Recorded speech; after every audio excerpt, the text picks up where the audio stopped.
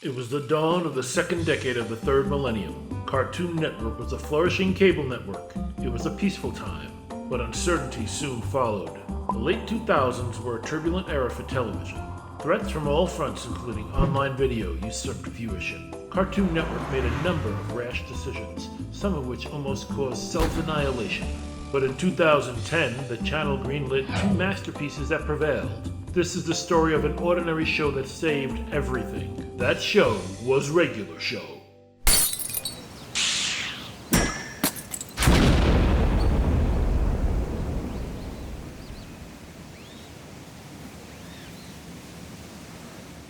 Regular Show is a 2010 Parks and Recreation spinoff about animals who procrastinate all the time.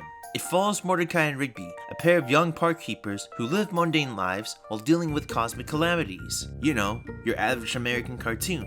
Regular Show was anything but. It was unlike anything the network produced. Before 2010, your average fare was either TVY7, Toonami, or Adult Swim. Total Drama Island and the Clone Wars blurred those lines. However, they didn't push quite as hard as Regular Show. I caught it at age 11 and I was hooked. Regular Show, along with Adventure Time, were pioneers. They introduced darker themes, more mature humor, and surreal world building. Both these shows influenced who I am today. I grew up with the first 3 seasons of Regular Show. Unfortunately, my family dropped cable in 2013 and I haven't been able to finish it since. But today, let's revisit the first few seasons. I recently picked up this Slack Pack DVD from a library sale and a wave of nostalgia hit me. Does this program still hold up?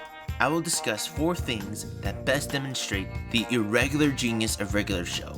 Let's slack straight into this. Incorporation of nostalgia. 80s nostalgia is oversaturated nowadays, and we're pretty sick of it. But you gotta remember, Regular Show was one of the first titles on this trend. It uses these references in a novel and smart way. For example, in the episode Prank Callers, the crew gets sent back to the 1980s for taking off a master prankster. It uses dated technology and fashion for humor, but they're not the sole focus. Aw man, these aren't even the cool clothes from the 80s! The show also occasionally plays licensed music. I can't play any because of copyright, but the song choice is super solid. Nostalgic references are like onions, they add layers. If my burger is just bread and onions, I'm getting an empty experience. But if the onions join the meat, the burger tastes better. Onions are meant to complement. These 80s references are a natural extension of the world. If you remove the vintage music and technology, aka the onions, you still get a pretty solid regular burger. This show promulgated my appreciation for 80s culture. I do admit, it's kinda weird I have nostalgia for a show that uses 80s nostalgia. Well, I didn't invent nostalgia, so I wouldn't know. This incorporation of nostalgia also brought in new audiences. Bridging the age gap. For a show that was originally pitched to Adult Swim, it's a miracle it appeals to kids, teens, and young adults alike. What bridged this audience divide? One reason is the leads. Having the duo be a blue jay and a raccoon makes it easier for all ages to relate to. Mordecai and Rigby act like budding brothers. Mordecai is chill and sensible, while Rigby is brash and bold. They're canonically 23 years old. Dude, we're 23 years old. We shouldn't be busting holes in walls. We're gonna get fired for this. They bicker a lot, yet their friendship feels authentic, especially when they goof off together and they also watch internet videos. Mordecai thinks more often, but his ego is another deal. He sometimes exhibits simp-like behavior. No, we're not in a band. So what, it's some sort of fake band? No, it's a real band, but it's just not a big deal, you know? Need more coffee. Need more Margaret. Rigby is more insecure and abrasive, but he's not a simp. Mostly. But as an adult, I can relate. It's difficult trying to enter a relationship and we make simpleton mistakes along the way.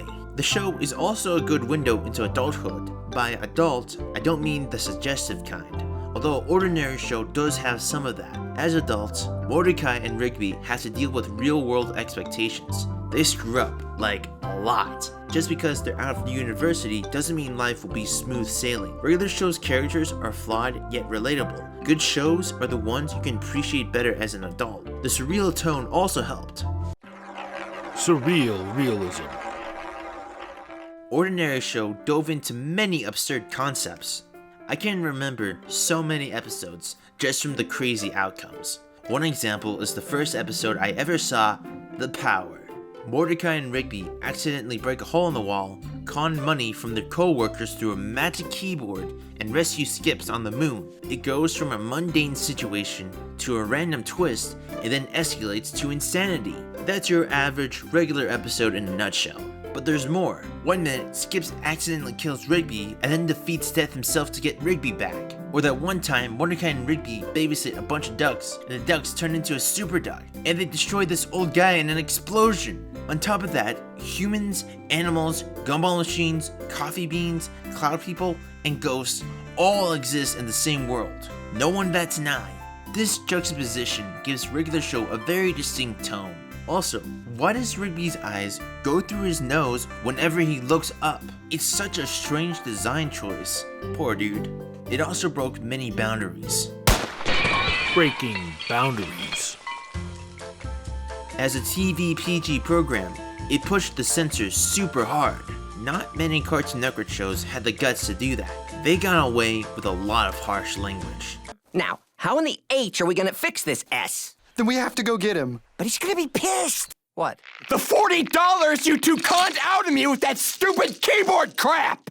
It also has allusions to alcohol, drugs, and, let's just say, anatomy. Regular Show is an exercise in child-appropriate acid tripping. That, I think, is a big contributor to the show's success. Closing comments. Before we conclude, it's only fair I point out some minor faults. A few characters can be grating, like Muscle Man. Then there's Benson with his extreme temper and his sometimes psychopathic behavior. Some recurring gags do wear out their welcome.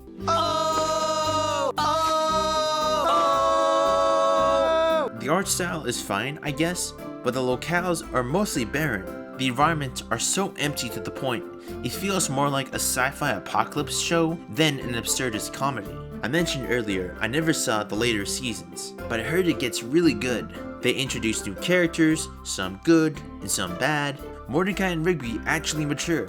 They take on serious relationships, travel the galaxy, and even have an epic finale. Like, damn, I gotta finish this show sometime. Let's punch straight to the highlights. You better finish this video or else you're fired. Firstly, surreal realism. Regular Show maintains that delicate balance between the mundane and the absurd. Secondly, 80s enlightenment. It did 80s throwbacks before they were cool. And finally, childhood relic.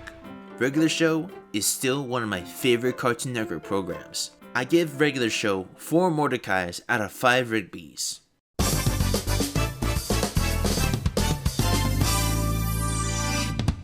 Thank you for watching.